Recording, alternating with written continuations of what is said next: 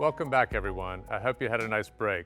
For this second hour, you're going to be split off for the apparel marketing session hosted by Eddie Hertzman, founder of the Sourcing Journal.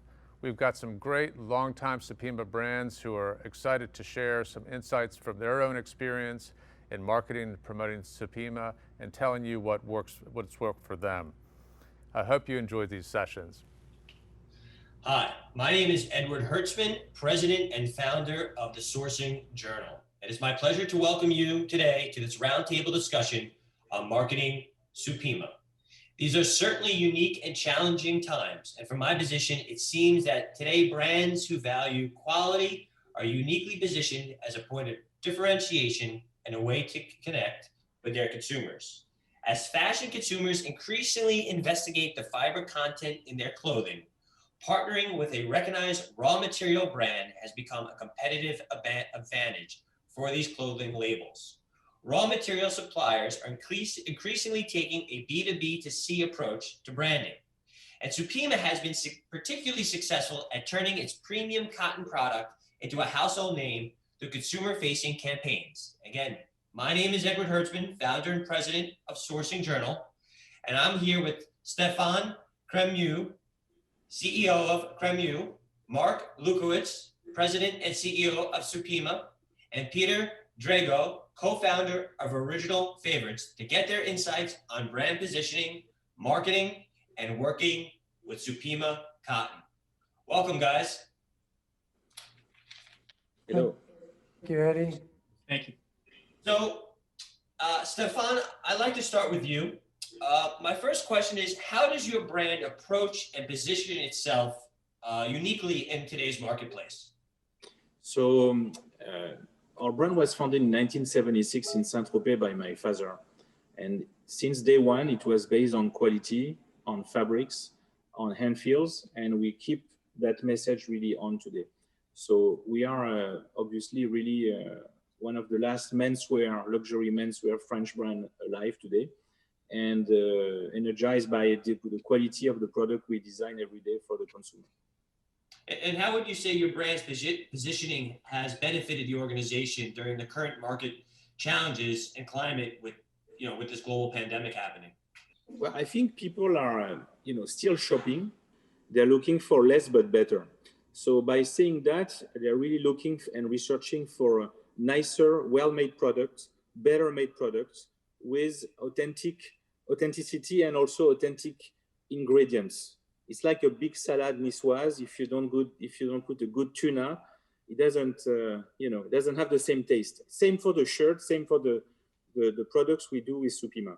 So talking of Supima, Pete, question for you. Why did you decide to use Supima cotton in your collection?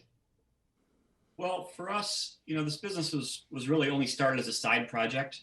It was sort of a reactionary company that's become its own business now. And when we started it, basically it was a solution because we were having a difficult time finding really good, reliable blank garments for printing on. In our consumer brand, we did kind of an action sports sort of streetwear brand that crossed over in different arenas, and we were always focused on quality, and finding a simple blank was really, really difficult for us.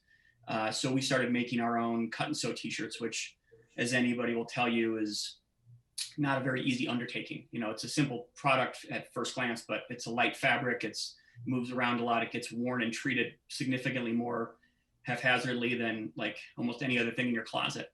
And so we started to make our own t-shirts because we wanted something really nice. And that ultimately led to our own blanks business, that we felt that other companies would be interested in something that was significantly different from a quality standpoint and a differentiator, as you referenced earlier, to as a competitive advantage.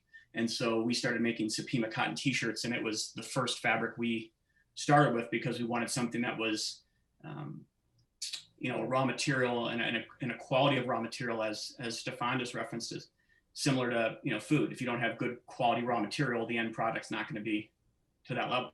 And so Supima was a very logical choice for us. It was traceable, highly authenticated, and you could sort of certify it in a way that you could not with any other luxury cotton.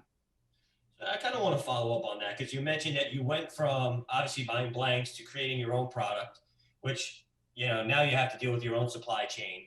you obviously are using a premium fiber, so you want to ensure that you're getting the full benefit of that and then the brand value of that as well.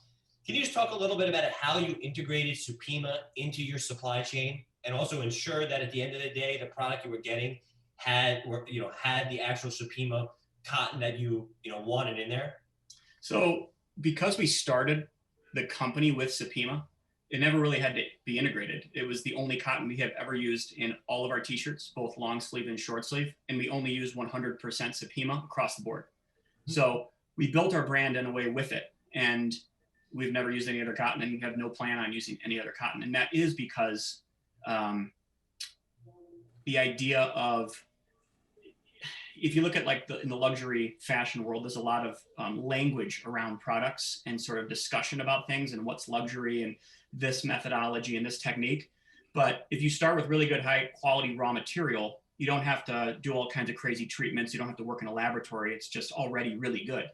And the fact that you combine that with the ability to RFID tag the bale at the gin, which we saw last year at the Supima Harvest event, and trace that all the way to our mill, to our factory, and then back to us, and to be able to molecularly trace it with technology like Ortane, there's just nothing else like that in any other arena within the luxury space, in my opinion. And that's so powerful in a world where there's so many class action lawsuits right now against all these factories and producers in different countries that sort of claim to use one thing, but we find out it's something very different, or that it's blended with something inferior.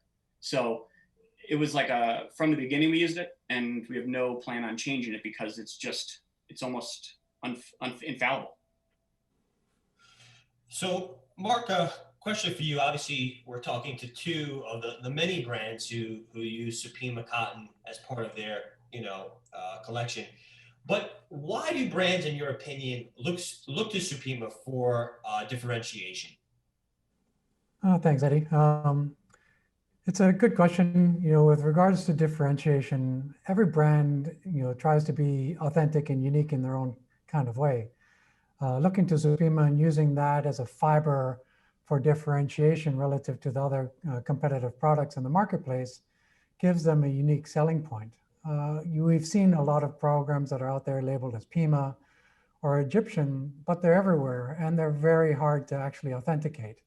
So when we talk about Supima cotton, because of the Ortane platform, because of the farming practices, because of where it's grown, and Supima is only 100% American grown extra long staple cotton, it gives our brand partners a unique point of differentiation from a quality standpoint, from a sustainability standpoint, from an authenticity standpoint.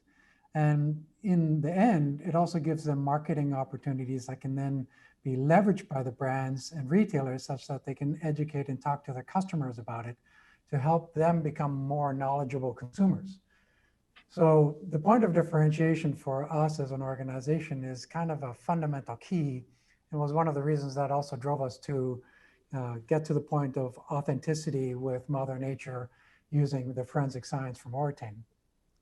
With the process of differentiation, it also enables a brand to get into a conversation about price points, because it doesn't have to be matched or be placed at a competitive price point to something that's labeled as something else.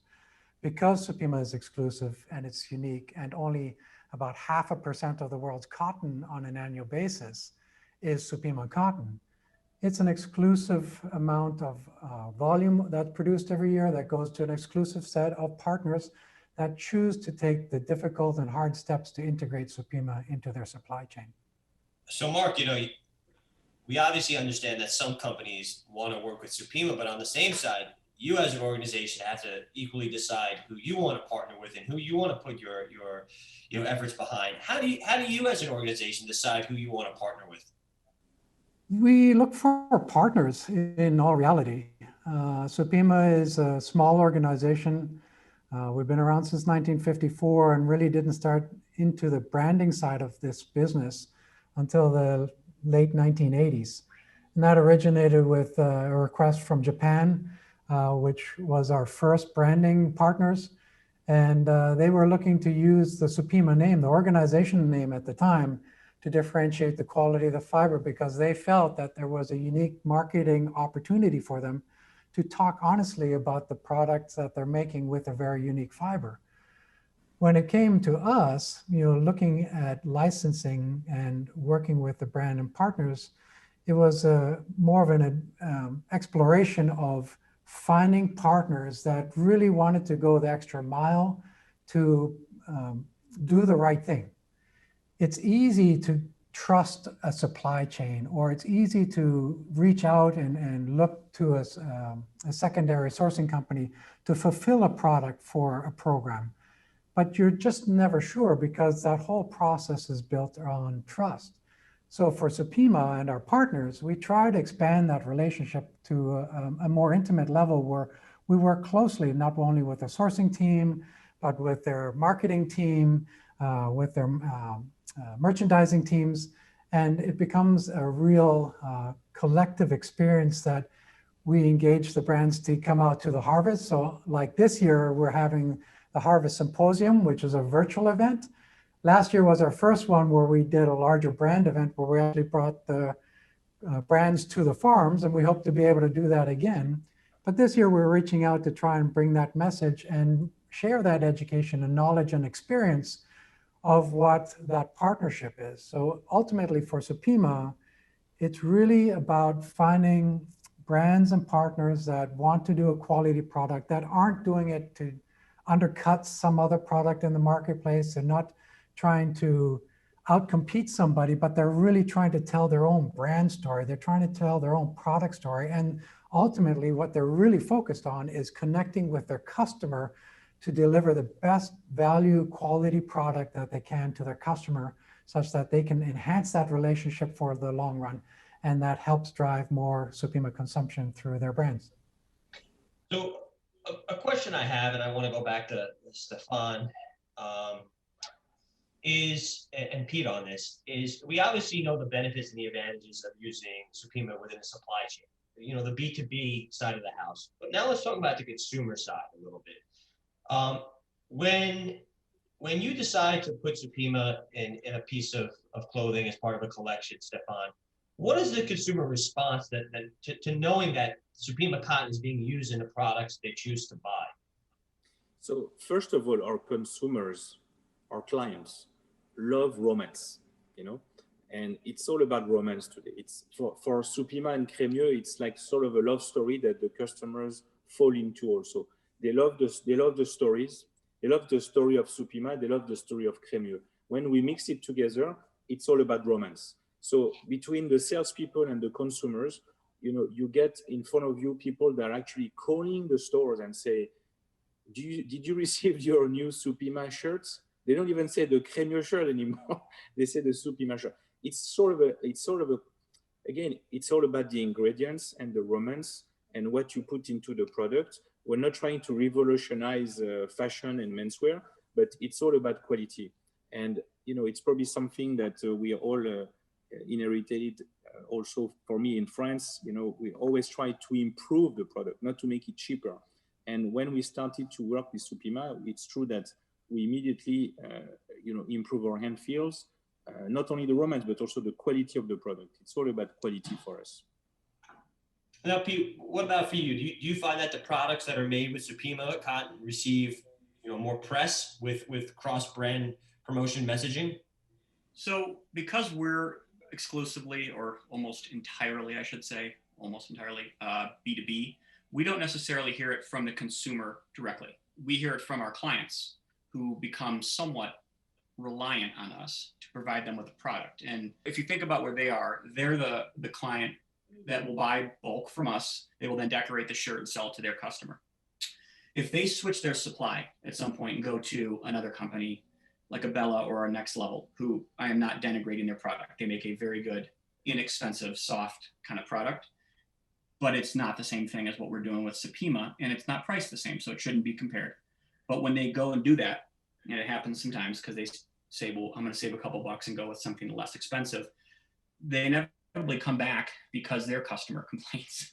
And it's not, again, to denigrate them, because you're comparing an apple to a xylophone here. This isn't even in the same category. One is made out of 100% like luxury, extra long staple cotton. The other is a blend of some synthetic and short staple fiber cotton, like a Kala. it's just going to feel different. And so we get this really good customer and client retention because they become somewhat reliant on us, since we're one of the only companies in the world that makes a Supima cotton blink. And I have a lot of channels to go get it. So the response has been sort of, I would say, reiterated to us through the retention of our existing clients and the growth of that segment. But also there's just significantly more consumer awareness today than there was before. Like Stephane said, the raw material is a focus for people now. They want to know where things come from. They want to know that they can assure that it comes from this particular thing because of all the mistrust with consumer brands out there. So when they find something that they like and that they can trust, that's a real luxury in itself. Well, you bring up, the authenticity and tracing the supply chain. So Mark, I want to come back to you for a moment. How does authenticity with the Supima brand empower your clients? And if you could also, to piggyback on that, if you could talk a little bit about how you as an organization ensure that the cotton that's reaching the end consumer is in fact that Supima cotton that they want to buy. Authenticity is kind of a key word for Supima and all of our staff. We've been working on trying to get to a point where we could have certainty within the fiber world. And it's been a 12-year-long process now, where we started originally with DNA and have looked at various other protocols out there, whether it's marker technology using DNA or an encapsulated DNA or an exogenous DNA, or phosphorescing fiber, either encapsulated within another non-cellulosic fiber or specifically in another type of rayon fiber that would be blended in. All of those processes provide a level of traceability if it's checked and verified in each step of the process. Clarity of where those markers are applied, but again, you have to apply a marker. So for our organization, when we became aware of Ortane and the forensic science platform that they use, using the trace elements from the cotton itself that it picks up while it's growing, Mother Nature imbued the cotton fiber and the cotton plant with the perfect platform to be able to use it to authenticate it all the way through the supply chain. So without having to do anything else, without having to apply any technology or any methodology for application or anything else, we can now check the fiber at the fiber level or at the yarn level or at the fabric level or at the garment level. And it's even backward looking. So it could be used to check products from a couple of years ago still to authenticate them. So it's not confined into a certain little subsegment of a category. And that makes authenticity for Supima unique because it is ubiquitous. It applies to every single bale of American Pima cotton. All Supima can be used and verified using the Ortane platform. Now for the brands, that is incredible because as you can see, or as you're well aware now, the Xinjiang region in China is having some issues with regards to concerns about forced labor, and there are WROs now in place against imports of some products that could be potentially conceived as being associated with forced labor, either by an organization or actually at the farm level from Xinjiang. That complicates things. We also have Uzbekistan forced labor issues there. So as brands address consumers and consumers have a voice in terms of how they choose and where they focus to put their money, authenticity provides a check and balance that gives the brand certainty and comfort, knowing that they're doing the right thing by supporting a product that isn't subject to all of these issues. It also gives them the ability to go back to sustainability aspects, because once you can prove the origin of the fiber, you can actually then know what the sustainability aspects go into the farming practices, the management practices, the ginning practices, the logistics practices. All those minuscule details then have to the origin of the fiber. If you don't know the origin, you really have a big challenge talking about sustainability. And it's difficult to talk sustainability about cotton in general. You can't have a singular number for cotton. Cotton is 80% of the world's natural fibers. They're grown in vastly different environments and different practices, different yield levels, different water consumption practices, different management practices on the farm level. So those numbers can vary dramatically around the world. So with Oratane, with Supima, you have this very unique set of data points that you can really delve into if a brand wants to, and have a comfort level that you can go forward to your brand and your customers and say, look, we've done the hard work. We're trusting in this because this is what goes into doing this. And we can actually prove the origin of where this comes from. So it places brands in a really exemplary, unique position to say, look, this is an opportunity for us to very clearly clarify this. And while it may not apply to all the brands, you have to start somewhere. You can't go from 0 to 100% overnight.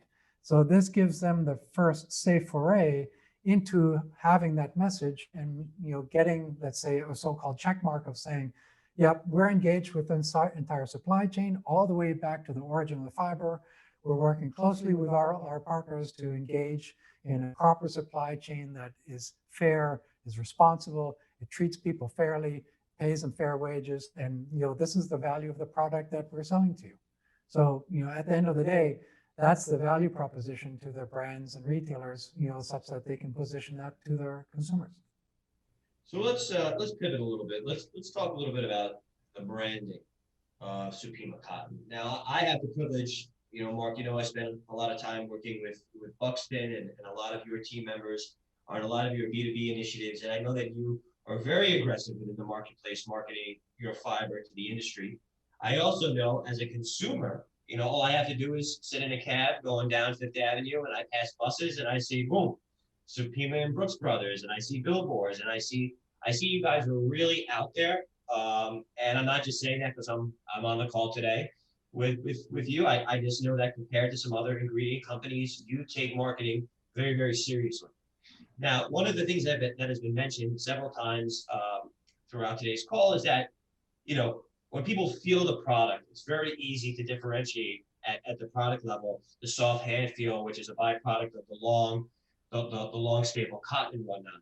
But let's talk about a little bit of a different, era right now. We're dealing in an environment where a lot of people can't go into a store. A lot of people are buying at home. So the power of Supima, them being able to see that the Supima brand via their e-commerce websites and on the landing pages when they see a product is very, very important. So I want to go back to Stephane. How are you marketing to make sure that your consumers know that Supima is in that product? So they may not be able to get the benefit of going into the store and feeling it and saying, oh, that feels great. But you don't want to lose that competitive advantage you have of them knowing that that fiber is inside the garden. Well, actually, first of all, we make sure there is a woven label that says 100% Supima, or with the Supima content that we use inside the woven, inside the items we produce. We train people very well in the stores. For example, Marc was very nice enough to send us some flower of cotton, to be able to expose this and really develop a product knowledge, a fiber knowledge from, of course, the sales person on the floor, but to the final consumer. And they love it. Again, it goes back to authenticity and romance. People want to invest their money. It's sometimes I say with fun, I say, when they buy a suit, it looks like they buy an apartment. They say, I'm going to come back with my wife. No, but when you have the caution of a guarantee of quality on the product, makes things much, much more easy, honestly. And people love quality. They love to come back. And it's nothing more complimenting for someone who's going to buy something to say, wow, this feels beautiful, like it just creates an environment of confidence, of pleasure. People don't really need any shirts today, but they still want, but they want to spend their money in a more clever way than before. It's no more the super mass market, to my point of view. This is the end of it. I think it's time for quality, better products, maybe less quantity. It's all right. But sometimes, when my father was saying to me, small is beautiful. And sometimes it's better to be a little bit more small than what you could be, but control your destiny. Today, you can control destiny with quality products, less production, smaller production. Of course, you're going to reach maybe less people, but that's all right. That's what we're trying to do. And honestly, the consumer is very well educated today. Like you said, from billboards to magazines to, online, you can have a lot of information. It's one of the only last, I think, main reason why people still shop in stores is because they want to get that experience and that education on the product. Stephane, it's a whole nother conversation and a huge tangent, but I think you bring up a good point about, lowering the amount of inventory you bring in and reducing some of the quantities. And I think that's a very important part you brought up. Not only is it good business, it's also a very sustainable way to run your company. And I think that I've always said the number one biggest expense to companies, it's not COVID-related expenses, it's not tariffs, it's certainly not the price of a fiber, it's markdowns, because people cannot get the supply and demand right.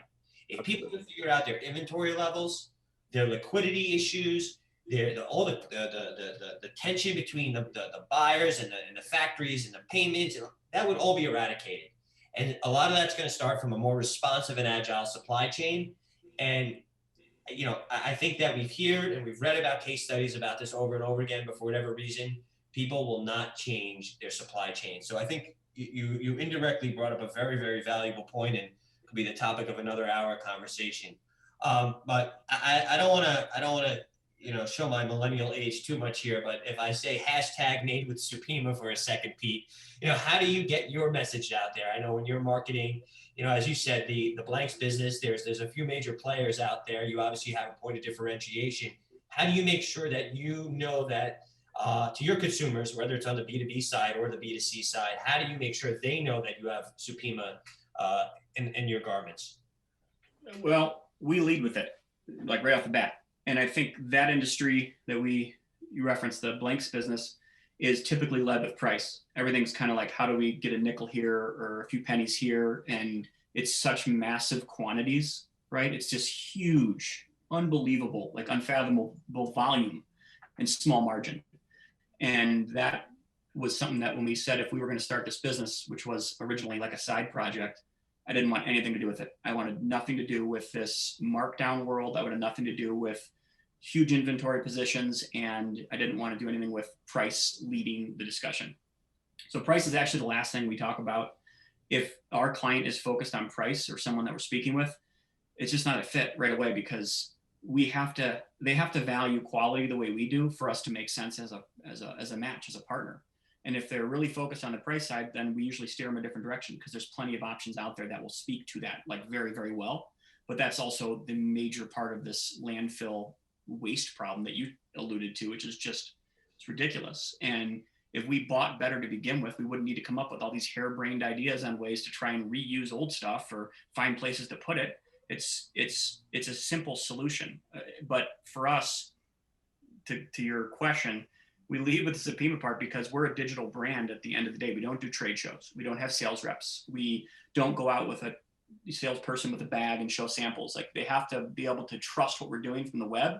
And from us, it comes down to really high quality digital imagery, and then partnering that and pairing that with the raw material discussion. And, for our beanies, we do cashmere and merino. For our t-shirts, we do Supima. Like, it's really simple if you use high quality raw material back to the original, point of the discussion. So now it makes a lot of sense as you're a digital first company, and there's a lot of value put into the ingredient partners you have, because you want your end consumers to ultimately know that they're buying a cashmere product, a Supima product. They're not going to have the opportunity to feel it at a trade show booth. They need to see it, like you said. They have to lead with it.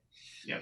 Mark, I know we today we're speaking to two different companies that are premium at a little bit higher price point. But I also don't want to give the audience this perception that unless you are super luxe, you're priced out of the Supima market, because I do know my favorite t-shirt that I wear is actually a Uniqlo t-shirt, and it's made with Supima. It's a great quality t-shirt, and it's $9.99. So I think that, can you talk a little bit about that? I know you work with socks companies. I know you work with denim companies, and you guys are in a lot of different product categories, and you're in a lot of different price points. Quality is not limited to just, dollars and cents. It's a mindset as well. Yeah, it's an interesting point. Uniqlo is certainly a big consumer of Supima. They do massive volumes, gigantic orders, from a very defined supply chain. So basically it's all entire factory making one product for Uniqlo. So the volumes are really significant, and while the price points are low, they do it through the efficiency of massive scale, which is basically impossible for anybody other than Uniqlo size to accomplish.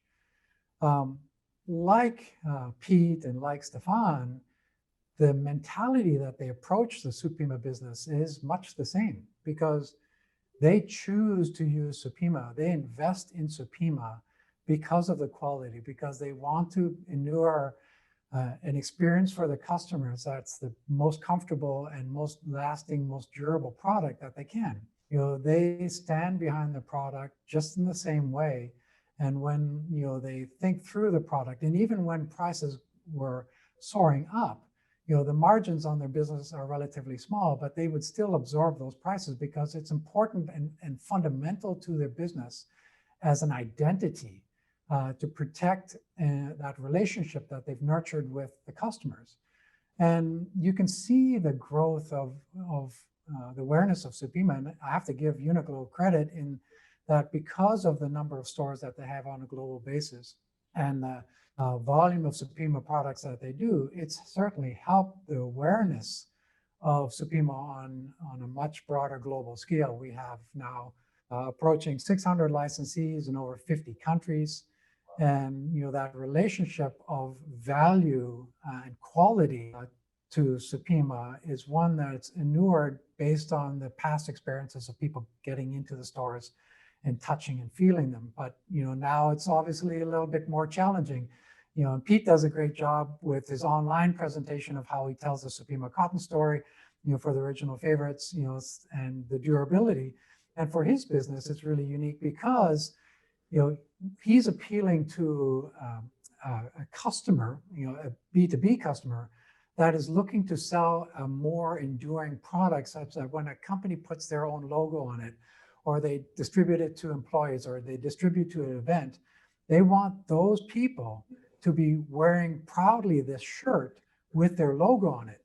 If you give them a crappy shirt, it's in the rotation very long. It'll be short-lived, they'll throw it away, and then they lose all the benefits of having their logo and trying to create this identity on this garment when it's not being worn anymore. So, with Pete's business, it's really unique because he's now positioning himself for success, because when he puts his product in the marketplace, the people that are receiving those products is like, this is a great t-shirt. And whether they like the logo on the shirt or not, they tend to keep wearing the shirt just because it is so comfortable and it's durable and it lasts well.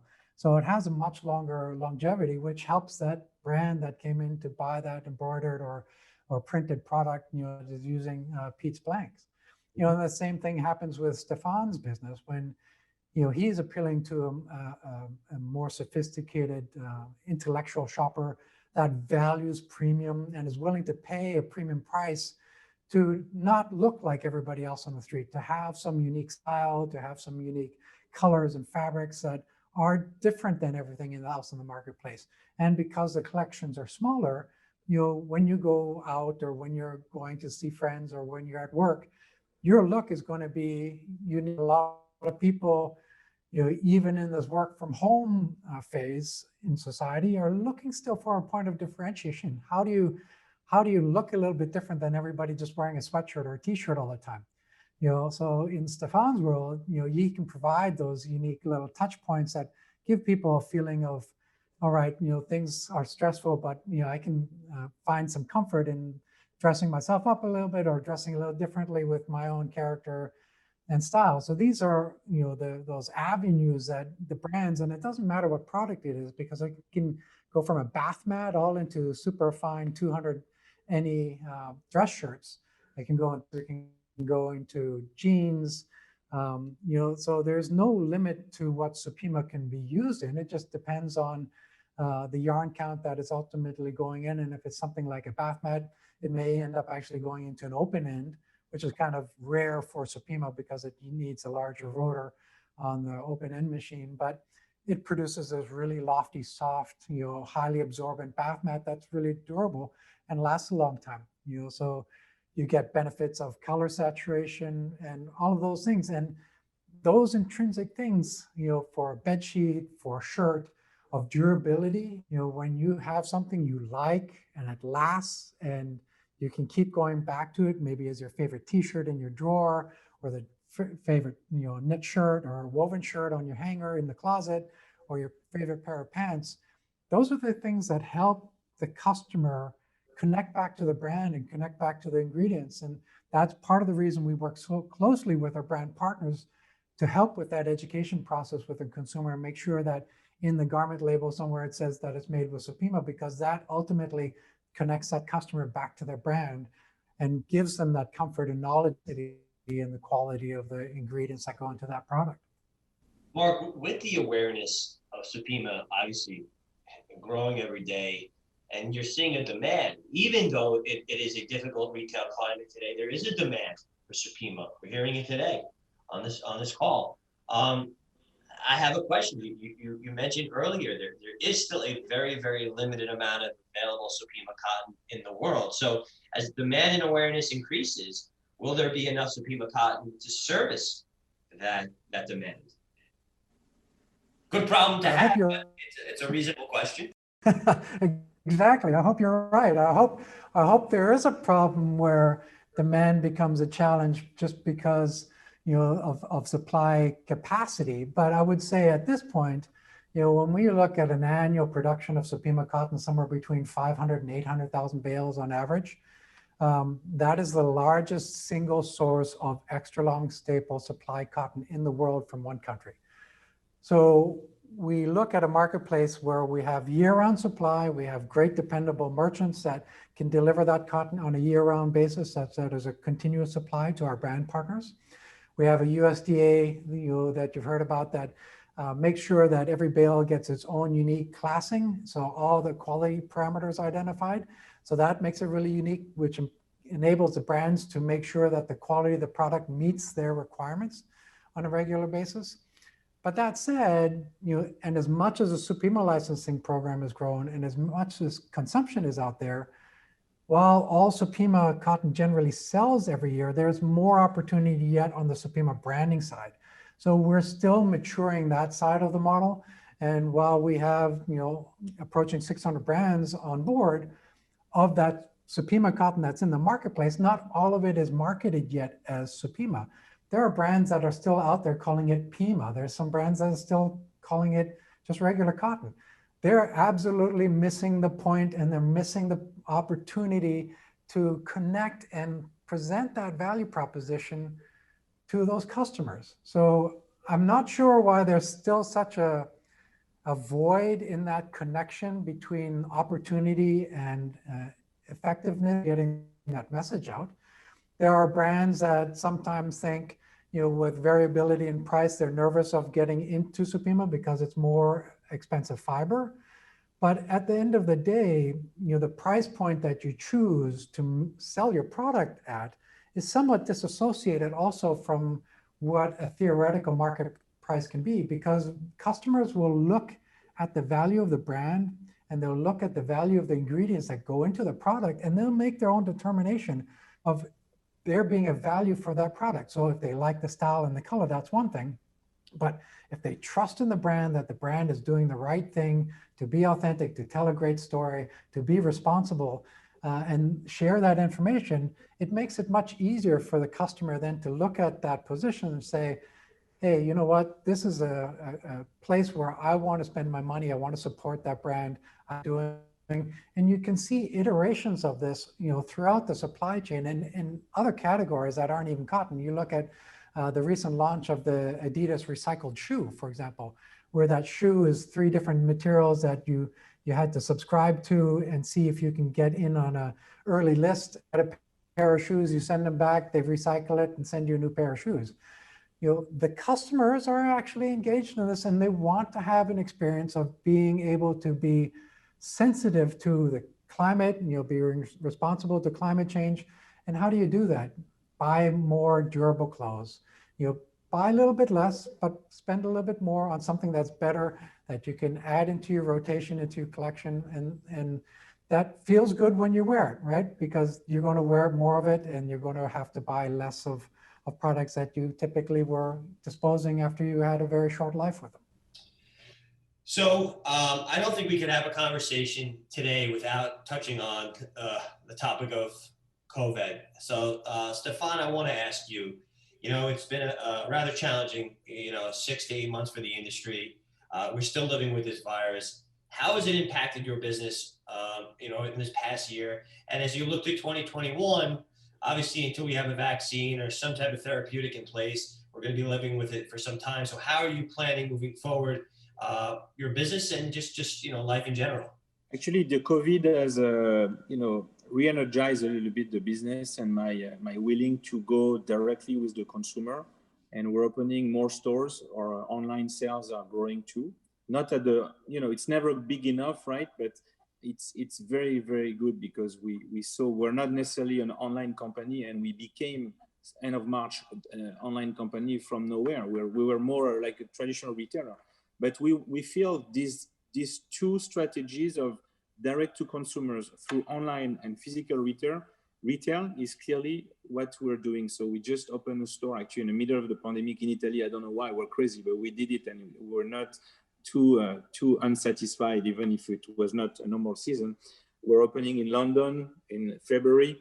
We're really trying to actually grow this business, take this opportunity of a lot of fragilization in this segment, in this industry, to just explain more about us, because actually we're using Supima as we're using a lot of other very nice meals and fibers, and that makes a difference.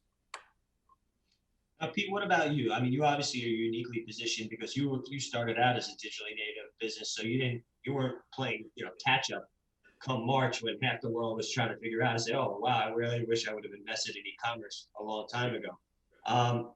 So have you obviously that's an advantage. On the flip side, obviously there's been less of a demand for apparel purchases. So have you been impacted as much as some of your competitors, and how have you kind of repositioned your company to weather this period of time? So we're actually up like substantially from last year, and part of that is that people aren't wearing belts as much. I'd say it's a lot of sweatpants, and we make knitwear. We make t-shirts, sweatshirts, sweatpants, hoodies. Those products are in demand. So we were supposed to double this year. We're on we're our fourth year of business. We're on a pretty aggressive trajectory, and it's really only limited by our inventory. We had run out of inventory a lot last year, continued to ramp up production, and we had really increased it going into this year. And we took some pretty big positions on inventory, unsure of what the demand might look like, and then a pandemic hit. So my initial reaction was that we just got to batten down the hatches and stay tight. And that first week during the pandemic, it was really busy still. And I was like, wow, this is kind of crazy. It's like, I think that was around like the 17th or 20th of March. And then the second week, it slowed down a little bit for that week. And I said, okay, maybe this is what it's going to be now. And then it just took off like a rocket ship. And I don't know if that was PPP money coming in or if that was just businesses focusing on more comfortable knitwear. But we saw an enormous spike that has not slowed down. And we're going to beat all forecasts for this year. Now, that's nothing to do with me. We fell back assward into this thing. I just sort of got lucky that this is a popular product in the world. Now, we were positioned for it because we were digitally native, as you referenced, and we didn't have, like, our overhead is really pretty minimal because we do most things remotely and we do it digitally. Our warehouse is local, but it's a third-party relationship. So as far as pulling back the curtain a little bit on a transparency level, we could not have been better situated for this very unfortunate event. And I feel very lucky that it did work out in this way. It wasn't like we expected this to happen. So, we've written a lot about this at Sourcing Journal. Obviously, there's certain segments of the market that have fared better than others. And, activewear, casual wear, as you mentioned, is one of them.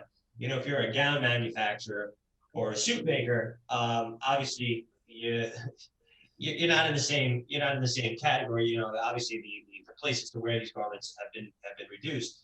But are you concerned at all that as people have really almost stockpiled up? I have so many new sweatshirts, so many new pairs of Nikes, and so many things to work out in and to kind of lounge in, that maybe the demand for this may slow a little bit, or is that not, you're not really seeing that at all? I'm not sure that we know what the bottom of the well is right now for demand, because we haven't hit it. So I don't really know. We've been limited mainly by supply to this point. But I will say that running a consumer brand, we had this thing where it was like, how many new t-shirt designs could we come up with, and how many new sweatshirt designs? Because once you make something that's this current season's product, and then at the end of the season, it's like, okay, well, what's the next season's product? And then you talk about the markdowns. We've never discounted a product, not one penny, since we started 4 years ago. And I don't ever want to do that, because I feel like what we hold is a non-perishable good. It's like having soup in your pantry. Like, it's going to sit there forever. It's a black sweatshirt. It's a black t-shirt. It's made with really high quality raw material. Pending some sort of crazy spoilage in the warehouse, it should be good in years. And so, not even buying off on a color, you bought like some, we've been so careful on the color expansion on it. I would rather have inventory out than have excess inventory to begin with. It's just the way I'm wired. And I kept our business very, very simple throughout this process. We've only expanded about one color per season. We started with just black, white, and heather gray. We added one or two colors kind of each season, and then now it's kind of one color per season. We don't discontinue products. We don't do different blends or different weights. We use one fabric for all of our t-shirts. It's a 6 ounce, 100% Supima. In this situation and relevant for our conversation, that's the only fabric we use. So I'm able to buy it in large quantities and utilize it across a variety of products. And the colors, we've got a really good design team, and I feel like they've so far, knock on wood, have kind of nailed the color palette. And when we do expansion, it's been very calculated. I really hope a lot of people are listening to what you had to say, because I was talking to a bunch of analysts a few weeks ago, and I said, I would rather people leave money on the table this holiday season than overbuy inventory, have no place to put it, and mark it down. And then with the increased logistics costs, and with, the foot traffic and off price and outlets down, that is a very dangerous place to be with a lot of inventory at the end of 2020. But, just one more question, Pete. And then I got one final question for Mark is, you were in the opposite problem that most people had, is you were chasing, your demand was there, you needed supply. Was there any supply chain disruptions this past year? Any difficulty in procuring that product? Another thing we got lucky with was right when we have in between containers, there was a shutdown in India where we do our Supima t-shirts. There was a shutdown right as our container got on the boat, one of our more recent deliveries. And then it got on the boat, and then they shut down for about a month, and we were not in production during that period anyway. It was a gap between our production cycle. When they ramped back up again, we were ready to go. So we got pretty lucky there too. That could change with the second wave right now, and with some of the congestion that we're going to see at the port. But generally speaking, across this year, we were pretty aggressive on our buy, expecting the demand, but we didn't really have the financial flexibility to just dump like ridiculous amount of money into it and then sit on a huge amount of inventory. If we didn't sell it, we were kind of planning to double. So we've been really lucky so far, but we have forecasted out our production calendar through 2021, and it's pretty steady. So if there is an interruption, we have a decent backfill at this point now in our core products, and I feel like we'll be able to kind of weather it, assuming it's not too long. So Mark, last question for you, 60 seconds and less. You have actually, visibility into all, as I mentioned earlier, a lot of brands, 600 brand partners, a lot of product categories. What's kind of your, 6 month, looking in the rear-view mirror and also looking ahead? Can you talk a little bit about some of the macroeconomics that you faced as an organization and what you're kind of predicting moving forward?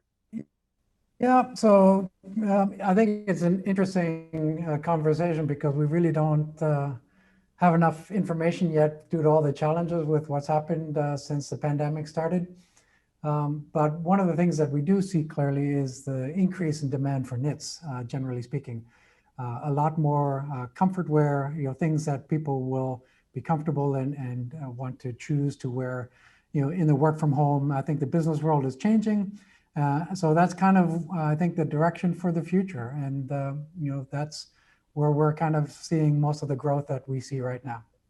All right, Mark. Well, I think those are some great last words to end on. I want to thank you. I want to thank Stephane. I want to thank Pete for joining today. And big thanks to Supima for inviting me to host today's conversation. I want to remind everyone that we're going to go back into the general session for more conversation.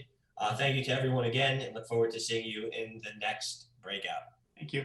Thank Thank you. you, Stephane, and thank you, Pete. I appreciate the hosting of this, Ed. It's been a great conversation, and congratulations to all of you for the successes of your business, and look forward to continuing to partner and grow those businesses in the future. And with that, please join me, and let's move over to the general session.